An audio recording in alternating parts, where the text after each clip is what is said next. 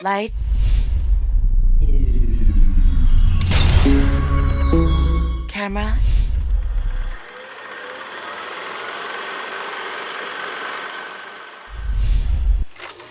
action.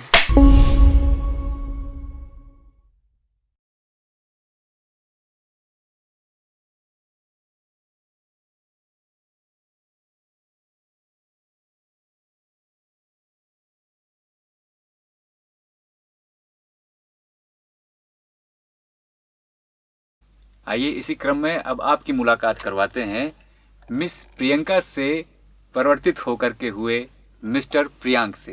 Priyank जी नमस्कार, स्वागत है आपका हमारे स्टूडियो में। नमस्कार रोहित जी। कैसे हैं आप? मैं बहुत अच्छा हूँ, आप बताइए। बस बढ़िया। तो प्रियांक जी कुछ अपने बारे में हमारे दर्शकों को बताएं प्लीज़। मेरा नाम प्रियांक है, मैं दिल्ली से बिलोंग करता हूँ। मेरी फैमिली में मेरे फादर और मैं ही हैं और मैंने MBA तक पढ़ाई की है और मैं KEC इंटरनेशनल में जॉब करता हूँ गुड़गांव में। और मैंने जब जन्म लिया था वो एक लड़की के शरीर में लिया था, लेकिन अभी मैंने ट्रांजिशन करा के अभी मैं एक लड़के के शरीर में हूँ। तो एक लड़की के शरीर से वापस एक जिसमें आप चाह रहे थे, जिस शरीर में आप आना चाह रहे थे, एक पुरुष के शरीर में, इसके बीच की जो जर्नी रही है, जो स्ट्रगल रहा है, जो आपकी परेशानियां रही हैं, जो कॉन्फ्लिक्ट्स रहे हैं, उसके बारे में कुछ बताइए। पहले तो ये पहचानना ही सबसे बड़ा कॉन्फ्लिक्ट होता है कि पहला कॉन्फ्लिक्ट तो अपने आप से ही रहता है कि हो क्या रहा है ये। क्योंकि ऐसा होता है कि बॉडी लड़की की रहती है लेकिन फीलिंग्स एकदम लड़कों की रहती है। जो काम लड़के करते हैं, जैसा लड़के सोचते हैं वैसी ही सेम सोच रहती है। तो लगता है कि ये तो कुछ गलत हो रहा है मेरे साथ, तो ये कैसे ठीक होगा। फिर ऐसा लगता है कुछ दिमाग में कोई डिफेक्ट आ गया है, कि कुछ प्रॉब्लम हो रही है, कि कुछ तो हो रहा है जो ठीक नहीं है। फिर लगता है कि चलो अब कुछ हो ही नहीं सकता तो अब क्या करें, कोई बात नहीं। फिर ऐसे ही जीवन चलता रहता है। फिर उसके बाद में धीरे से जब पता लगने लगता है कि ऐसा भी कुछ हो सकता है ट्रांजिशन टाइप का, फिर उसके बाद में ट्राई किया पता करने के बारे में कि कैसे होगा कैसे नहीं होगा। फिर कहीं से पता लगा कि होता है और दिल्ली में ही पॉसिबल है और हो जाता है। उसके बाद में ऐसे एग्जांपल्स मेरे को मिल गए कि जो ट्रांजिशन करवा चुके थे, उनका एग्जाम्पल दिखाया मैंने अपने घर में, पेरेंट्स को समझाया उनको कि प्रॉब्लम होती है ऐसे और बहुत दिक्कत होती है कि ऐसे कैसे रहा जाए, कि शरीर लड़की का है, फीलिंग्स लड़कों की है, तो क्यों ना चेंज कर लिया जाए। फीलिंग्स तो चेंज हो नहीं पा रही है तो शरीर ही चेंज कर लेते हैं। तो उनको समझाया, वो सोच रहे कि नहीं ना करना पड़े ये चीज़ें, लेकिन बाद में उन्होंने समझा और सपोर्ट भी किया इस चीज़ को लेके कि ठीक है चलो देखते हैं, अगर रिस्क नहीं रहेगा तो करेंगे। ठीक है, दिखाओ कौन लोग हैं वो जो ऐसा कर चुके हैं। तो मैंने 2-4 लोगों से उनको मिलवा दिया।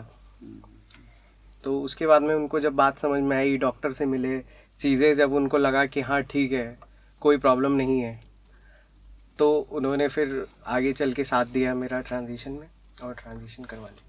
तो सबसे पहले मतलब आपको उम्र के किस पड़ाव पर यह एहसास हुआ कि ये लड़की के शरीर में तो हूँ मैं, पर मैं हूँ नहीं लड़की? ये कब मतलब किस समय आपको ये एहसास हुआ? ऐसा तो बचपन से ही लगता था कि मेरे को पहले तो ऐसा लगता था कि मैं लड़का ही हूँ। फिर जब स्कूलिंग का टाइम रहा, 5th तक तो कोविड में ही पढ़ाई की।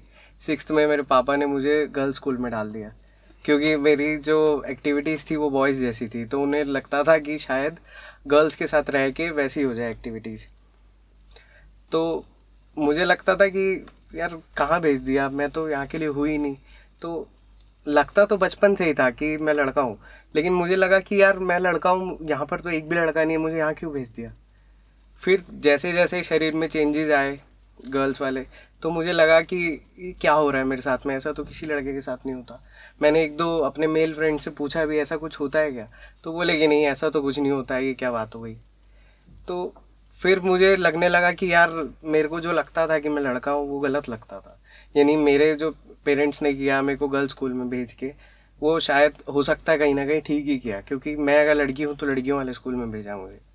तो लेकिन मैं फिर भी इस चीज़ को एक्सेप्ट नहीं कर पा रहा था कि यार मेरे को नहीं रहना, मेरे को लड़कों के साथ में ज़्यादा मन लगता है, तो मुझे लड़कियों के बीच में क्यों भेज दिया।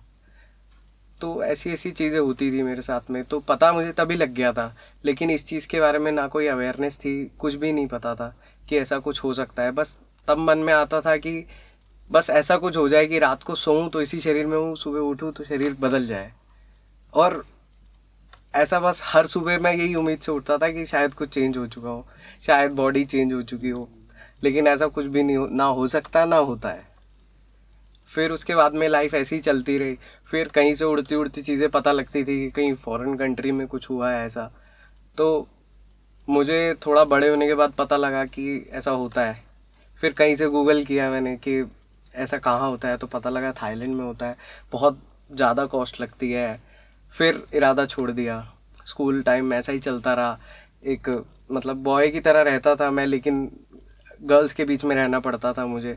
सब लोग गर्ल्स की तरह ही ट्रीट करते थे, लेकिन मैं बात हमेशा बॉयज़ की तरह ही करता था कि जैसे बॉयज़ करते हैं मैं आ रहा हूँ जा रहा हूँ ऐसा करके।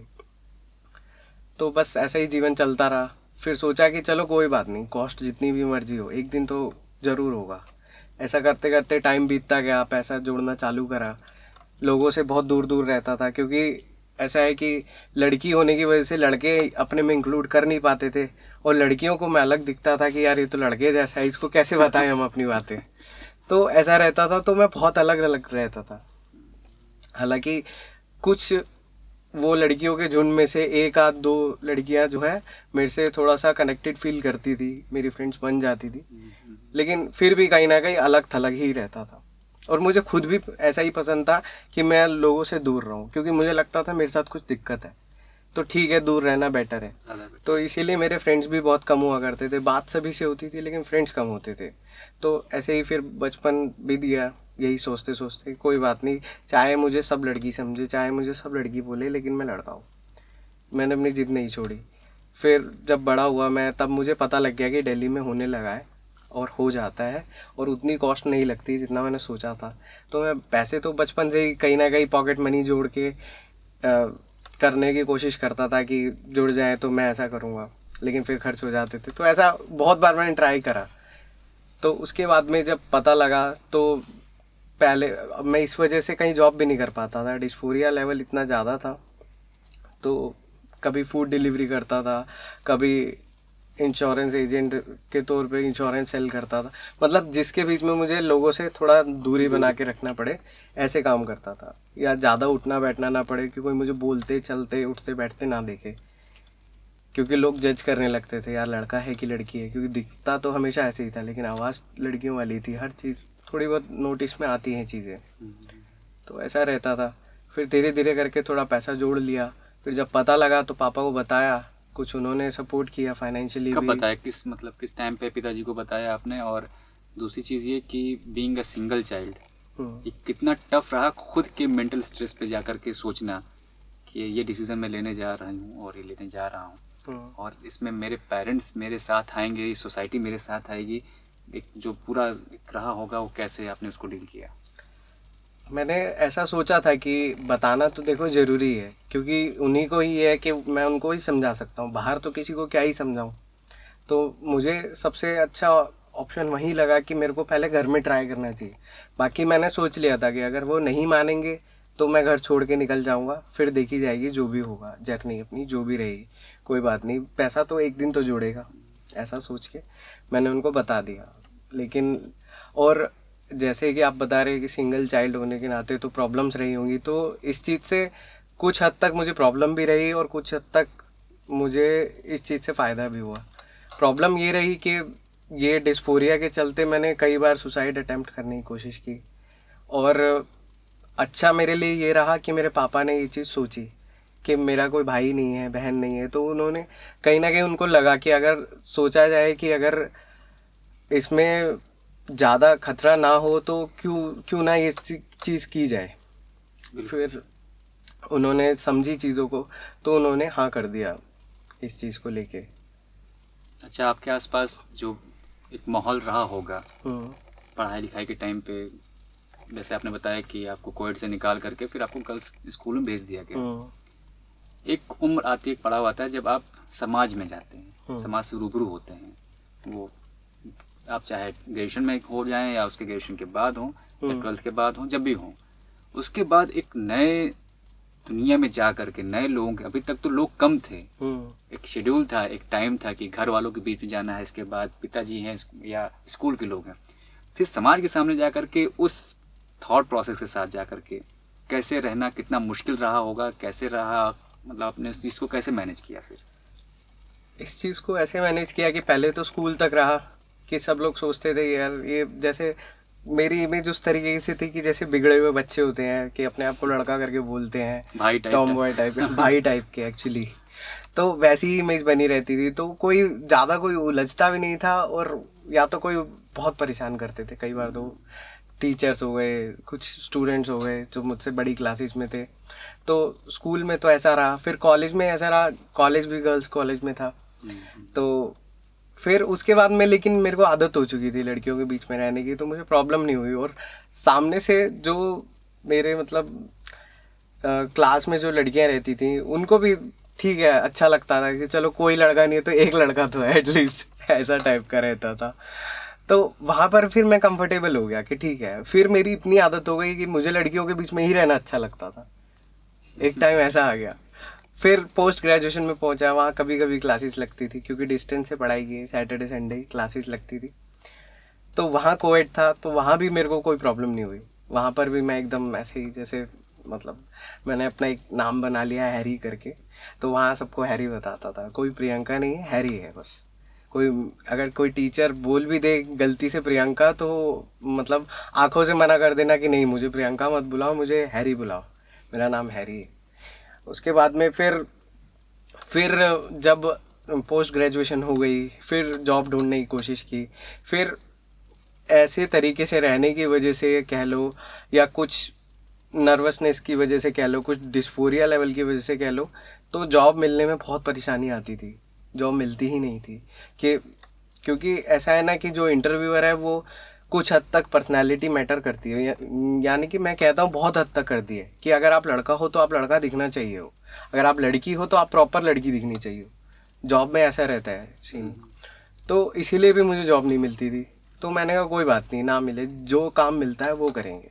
तो मैंने फूड डिलीवरी करी, अमेज़ॉन में पैकेट डिलीवरी करी, फिर बीच में कुछ स्पोर्ट्स में इंटरेस्ट आ गया तो फिर लॉन टेनिस खेला, मतलब कुछ ना कुछ करता रहा। फिर फ्रेंच लैंग्वेज सीख ली।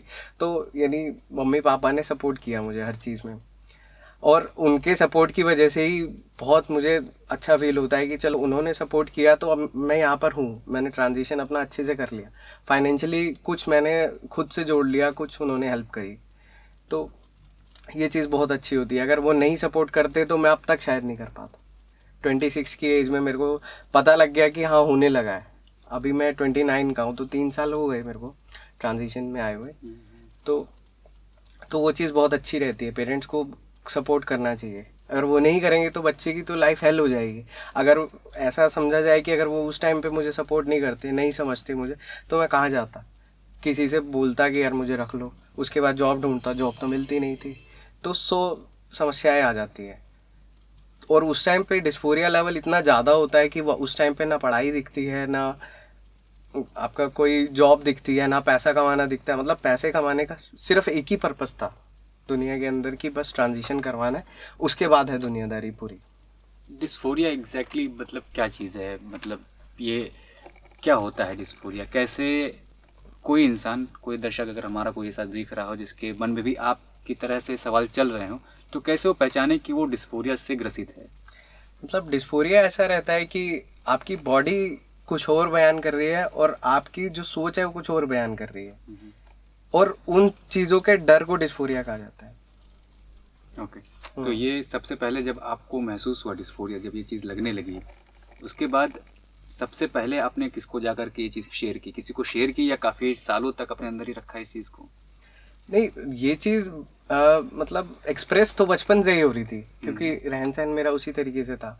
लेकिन जब मुझे पता लगा कि हाँ इसका सॉल्यूशन है और इसको डिस्फोरिया कहते हैं, क्योंकि पहले तो लगता ही नहीं था ना कि डिस्फोरिया, ये तो लगता था कि कुछ दिमाग में दिक्कत है, ऐसा लगता था। लेकिन जब पता लगा तो फिर मैंने अपने फ्रेंड्स को बताया, और जो जिस फ्रेंड के थ्रू मुझे पता लगा उसको बताया कि मेरे साथ भी ऐसा ऐसा है, तो वो ऑलरेडी ट्रांजिशन में था, तो ऐसा अपने दोस्तों को बताया। फिर सोचा दोस्त क्या ही कर पाएंगे, तो अपनी फैमिली में बताओ ज़्यादा बेटर है। तो फिर मैंने फैमिली में बताया कि पापा ऐसा होता है, मम्मी ऐसा होता है, तो ऐसा कराना है मेरे को। तो उन्होंने पहले तो मना किया कि क्या ज़रूरत है इतना शरीर के साथ में प्रॉब्लम क्रिएट करना, क्या आगे चल के क्या इसके रिजल्ट रहेंगे, कि क्या गारंटी है कि तुम लड़के जैसे दिखोगे, क्या पता नहीं भी दिखो। तो ऐसी ऐसी चीज़ें सामने आती थी उस टाइम पे। लोगों को मतलब लोग जो आपको, कुछ लोग ऐसे मिलते होंगे लाइफ में जो आपको बुली करते होंगे, चिढ़ाते होंगे, हम्म, या किसी तरीके से मतलब टीज करते होंगे, ऐसा कुछ? ऐसा हुआ है कई जगह पे, मतलब कभी क्लासमेट्स होते थे, या कभी जैसे जब बचपन में बच्चे साथ में खेलते थे तो लड़कियां लड़कियों वाली ड्रेसेस पहनती थी, लड़के लड़कों वाली ड्रेसेस पहनते थे, तो मुझे बोलते थे कि यार तेरे को समझ में नहीं आता कि तुझे क्या पहनना है, कि तूने क्या पहन रखा है, ऐसा करके।